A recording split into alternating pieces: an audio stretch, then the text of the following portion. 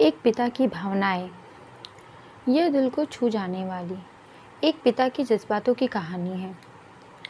आपने माँ के बारे में तो बहुत कुछ सुना होगा, बहुत जगह पढ़ा भी होगा, लेकिन पिता के बारे में बहुत कम ही लिखा गया है। खुद की इच्छाओं को मारकर अपने बच्चों के सपने को पूरा करते हैं। जब मैं घर से गुस्से में बड़बड़ाते हुए निकल आया और बस स्टैंड की तरफ आगे बढ़ने लगा, मैं मन ही मन बड़बड़ा रहा था। पता नहीं कितने पैसे छुपा कर रखे हैं, लेकिन मेरे लिए एक बाइक नहीं ले सकते। अब मैं यहाँ से चला जाऊँगा और तब तक वापस नहीं आऊँगा जब तक मैं खुद के पैसों से बाइक नहीं खरीद लेता। इतना सोच ही रहा था, तभी मुझे पैरों में कुछ चुभने का एहसास हुआ। नीचे देखा तो समझ आया कि जल्दबाजी में मैं पापा के जूते पहन आया हूँ। उन जूतों में कील उभरी हुई थी, जो मेरे पैरों में बार बार घाव किए जा रही थी। लेकिन उस समय गुस्सा अधिक था, तो मैं बड़बड़ाते हुए आगे बढ़ गया। अचानक मुझे याद आया कि मैं गलती से पापा का पर्स भी साथ ले आया हूँ। मैंने सोचा, क्यों ना आज पापा का पर्स चेक किया जाए, जिसे उन्होंने आज तक किसी को हाथ तक नहीं लगाने दिया। पता नहीं कौन सा खजाना छुपा है इस पर्स में, जो किसी को हाथ तक नहीं लगाने देते। जब मैंने पापा का वो पुराना पर्स खोल कर देखा, तो उसमें पैसे तो नहीं मिले, लेकिन पैसों की जगह एक डायरी रखी हुई थी। तब मैंने सोचा, ओहो, यह तो वो खजाना है जिसे छुपाकर पापा रखे थे। जब मैंने उस छोटी सी डायरी का पहला पेज खोलकर पढ़ा, डायरी में जो लिखा था उसे पढ़ने के बाद मेरा गुस्सा गायब हो गया।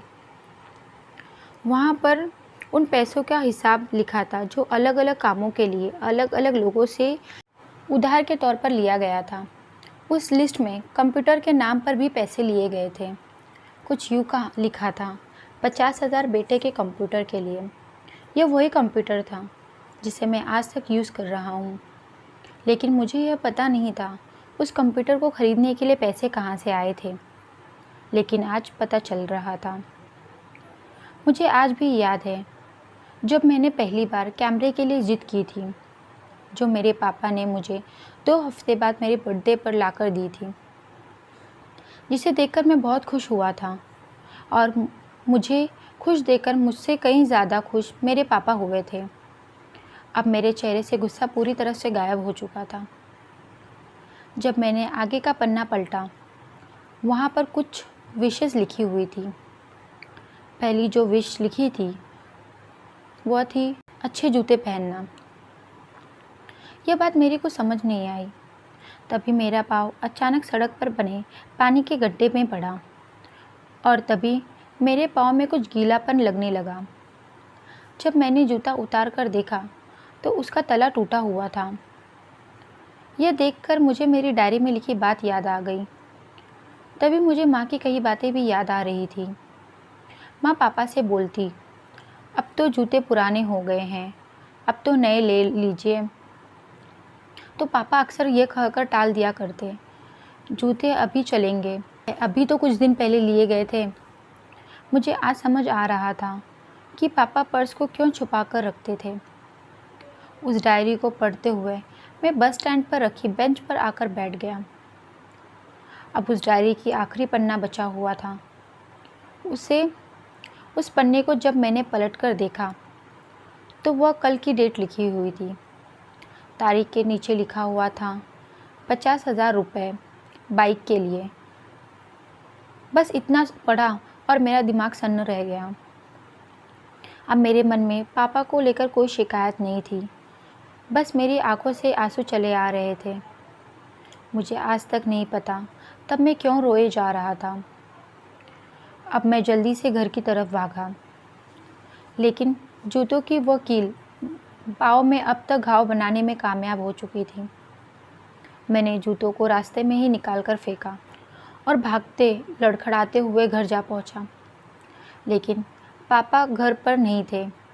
मैं समझ गया वो कहाँ गए थे। मैं सीधा पास वाली बाइक एजेंसी की तरफ भागा।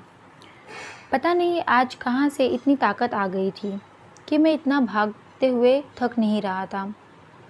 और वहाँ भी बिना जूते, नंगे पैर। जैसे तैसे मैं एजेंसी पहुँचा। पापा वहीं थे। मैंने पापा को दौड़कर गले लगा लिया और मेरी आंखों से आंसू रुकने का नाम ही नहीं ले रहे थे। पापा को समझ नहीं आ रहा था आखिर हो क्या रहा है, मैं क्यों रो रहा हूँ। मैंने पापा से कहा, पापा मुझे मोटरसाइकिल नहीं चाहिए, आप अपने लिए जूते ले लीजिए। आज से मैं जो भी करूँगा अपने मेहनत और अपने बलबूते पर पढ़ कर करूँगा। हम अपनी माँ से हर बात शेयर करते हैं। माँ हमें बहुत प्यार करती है, लेकिन एक शख्स ऐसा भी होता है जो हमें छुपकर प्यार करता है। वो होते हैं हमारे पिता। ये परिवार में एकमात्र ऐसा व्यक्ति है जो अपने बच्चों से उन्हें बिना जताए छिपकर प्यार करता है। खुद की इच्छाओं को मारकर उनकी इच्छाओं को पूरी करता है और उनकी खुशी में खुश हो जाता है। मुझे नहीं पता कि आप अपने पेरेंट्स की इज्जत करते हैं या नहीं, लेकिन अगर आपके पास पेरेंट्स है तो आप बहुत खुश नसीब हो, क्योंकि इस दुनिया में बहुत लोगों को पेरेंट्स का प्यार नसीब नहीं होता। अंत में बस यही कहना चाहूँगी कि माँ बाप की भावना का सम्मान करें। धन्यवाद। Thank you for watching.